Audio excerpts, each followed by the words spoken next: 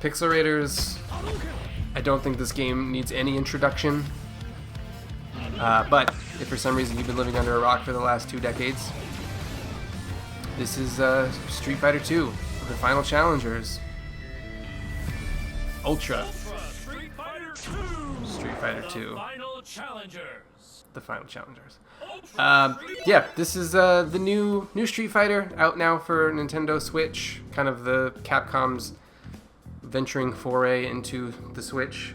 It is available right now for $40, which, if you ask me, is kind of steep. But if you really love fighting games, this is the most well-balanced, probably best version of this game. And I just kind of wanted to spend a few minutes showing you kind of what to expect. So, yeah, let's just get right into it, man. So we have the fully redone HD sprites and audio of Street Fighter.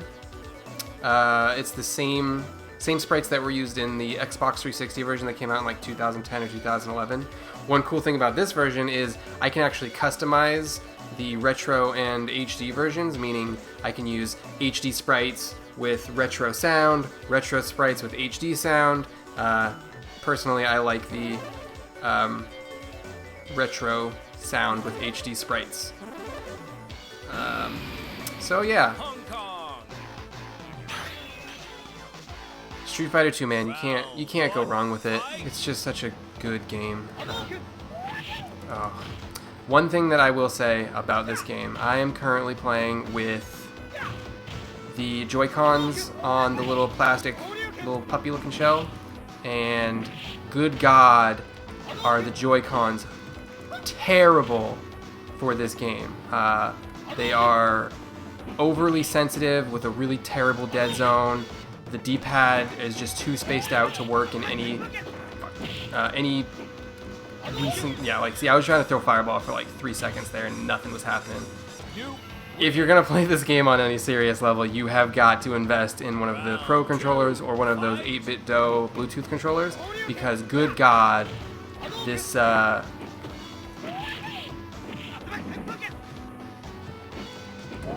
these Joy-Cons are just so bad. I've tried playing online and it's just, you can't do it.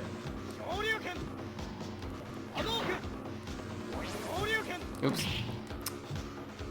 Yeah, see, like, I'm doing the inputs in my brain to do fireballs right now, and I was just slamming away uppercuts, so go figure.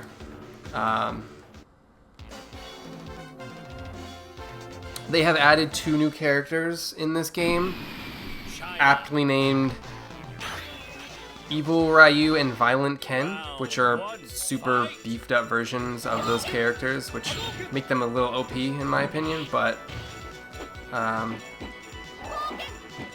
they had to add something to the game, you know? There will be a... Oh my God, that was supposed to be a fireball. Yeah, these Joy-Cons, man.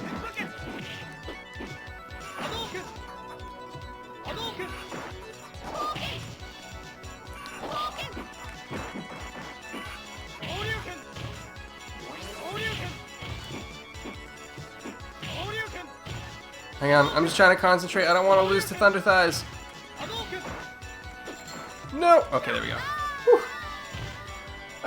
Yeah, man, that's Street Fighter, you know?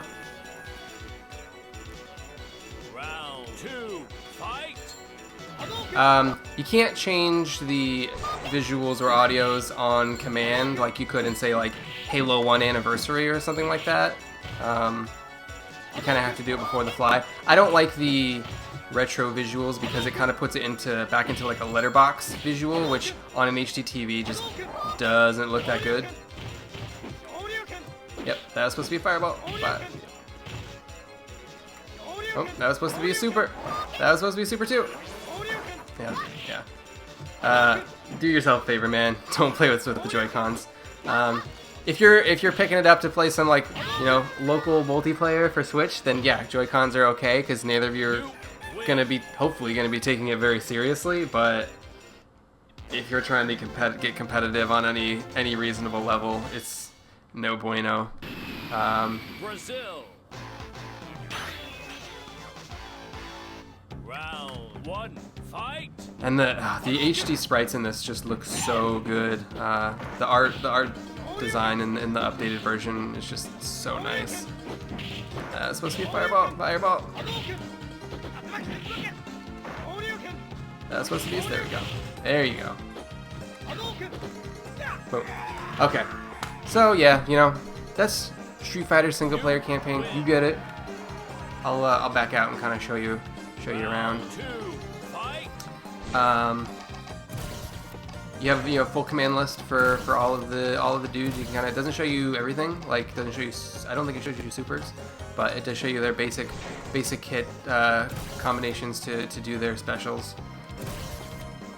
Yeah, Buddy Battle is a new feature where you can kind of 2-on-1, you know, gangbang a dude and wreck him super fast. I don't really get it, but sure.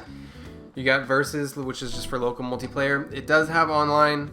The online has real good netcode. I haven't had any issues with, you know, inconsistent lag or high ping or anything like that has made the game unplayable.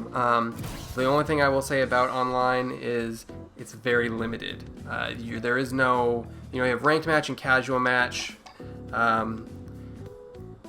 I was expecting something like a party system where I could hop in with a bunch of dudes and, we could, even though they show custom lobby, you can only have 2 people in a lobby at one time, which is kind of a bummer. If you have more than 2 people that want to play together, you kind of gotta, rotate in, rotate out, which is just, for something in 2017, and they've done it in other games, that you could have a lobby with other people waiting. It just seems like laziness. You have this training mode. You know what training mode is? It shows all of your inputs so that you can kind of train yourself. Hence training mode. Way of the Hedo is a new version, new mode in this game, which they definitely just kind of added for, Switch seller ability, I guess I would call it. But it's just, waggle controls, and you're Ryu, and you're just slamming Hadokens at dudes. Let me see. There we go. So, I can do uppercut. I can do Hadokens. There we go. That's the problem with this game. I am doing it exactly as the tutorial teaches you, and it doesn't work half the time. So most of the time you just kind of end up flailing your arms, doing nothing at all. It's really dumb. It's a good time for like 5 minutes until you think, okay, I get it. It's so bad. Yeah, that's Hedo training. I'm not going to subject you or myself to any more of that. This is probably one of the coolest things in the game, actually. They added a full gallery with classic concept art. I can see all of this cool stuff. I think I can actually start... Oh, I can start playing music somehow. How do I do that again? Oh, wait. Music player, that's right. Boop. So I can just... I don't like that remix version. I'm gonna make you listen to the old version, because holy crap, that's awful. There you go.